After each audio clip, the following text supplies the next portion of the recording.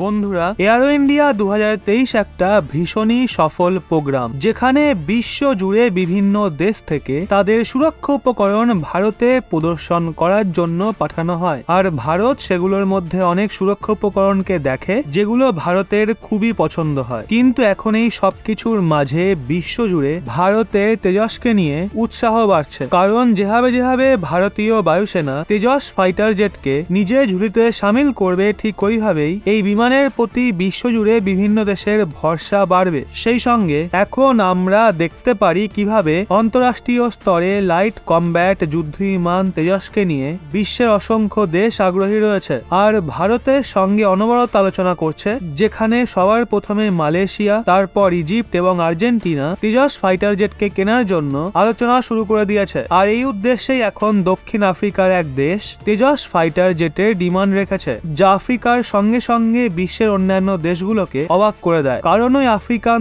দেশ তেজসের প্রতি নিজের উৎসাহ দেখানোর আগে সুইডেনের গ্রিপেন ফাইটার জেটকে রিজেক্ট করেছিল, যা এই বিষয়টার দিকে ইঙ্গিত করে কিভাবে গ্রিপেন তেজসের মোকাবিলার মতো কমব্যাট ক্যাটাগরিতে পড়তে পারে না। আর ভারতের তেজস আগামী সময়ে বিশ্বজুড়ে অনেক দেশে অপারেট করা হবে, যা ডিফেন্স এক্সপোর্টের ক্ষেত্রে ভারতের সবচেয়ে বড় সাফল্য হবে। কারণ ফাইটার জেটের এক্সপোর্ট ছাড়া আমরা নিজেদের এক শক্তিশালী ডিফেন্স এক্সপোর্টার বলে পরিচয় দিতে পারবো না। আসলে বন্ধুরা, দক্ষিণ আফ্রিকার অনেক ডেভেলপ দেশ বোতসোয়ানা ভারতের তেজস ফাইটার জেটের প্রতি নিজের ইন্টারেস্ট দেখিয়েছে। নিজের কাছে মজুদ পুরনো C-55 বিমানগুলোকে রিপ্লেস করার জন্য ভারতের লাইট কমব্যাট এয়ারক্রাফট অর্থাৎ তেজসকে কিনতে চায়। আপনাদের বলে রাখি, বোতসোয়ানা সাউথ আফ্রিকার কিছু বিকশিত দেশের মধ্যে একটা, যেখানকার জিডিপি পার ক্যাপিটা ভারতের থেকে অনেক ভালো, যা এই দেশের HDI কে মিডিয়াম র্যাঙ্ক দিয়ে থাকে। বোতসোয়ানা আকারের ক্ষেত্রে ফ্রান্সের থেকে অনেক বড়। এই দেশের আকার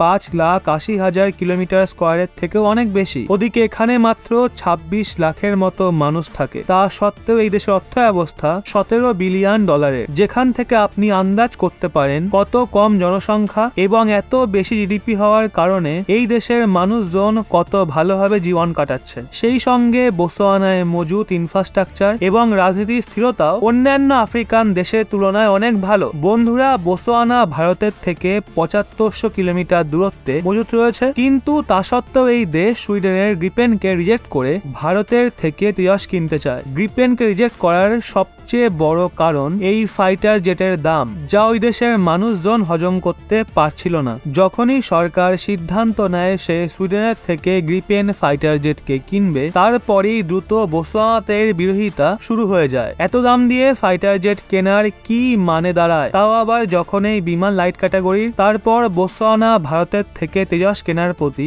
ইন্টারেস্টেড হয়ে পড়ে, যার জন্য আলোচনা দ্রুত শুরু হতে পারে। বলে রাখি, বোতসোয়ানার কাছে কোনো বিশেষ ফাইটার জেট নেই। এর জন্য যদি ভারতীয় তেজস বোতসোয়ানার বায়ুসেনাতে নিজের জায়গা করে নেয়, তো শুরুর দিকে এই ডিল 12 থেকে 20টা ফাইটার জেটের জন্য হতে পারে, আর পরবর্তীকালে এই সংখ্যা 60 থেকে 75 পর্যন্ত যেতে পারে। কারণ তেজস তার মূল্যের হিসাবে অনেক শক্তিশালী এবং ভরসাযোগ্য জেট। বন্ধুরা, সব মিলিয়ে যদি দেখি, প্রথমে মালয়েশিয়া, তারপর আর্জেন্টিনা, তারপর ইজিপ্ট এবং এখন বোতসোয়ানা, এরা সবাই এমন দেশ যা ভারতের থেকে তেজস ক্রয়ে অনেক ইন্টারেস্টেড। আর খুব দ্রুত তেজস ফাইটার জেটের সেল নিয়ে কোনো বড় খবর বেরিয়ে আসতে পারে, যা ডিফেন্স এক্সপোর্টের ক্ষেত্রে ভারতের বড় সফলতা হবে। কিন্তু এই সবকিছু তখনই সম্ভব হবে যখন ভারতীয় বায়ুসেনা 80 থেকেও বেশি সংখ্যায় তেজস ফাইটার জেটকে নিজেরা কেনার সিদ্ধান্ত নেয়, যা খুবই ভালো একটা পদক্ষেপ ছিল। তো বন্ধুরা, তেজস নিয়ে আপনারা কতটা আশাবাদী নিচে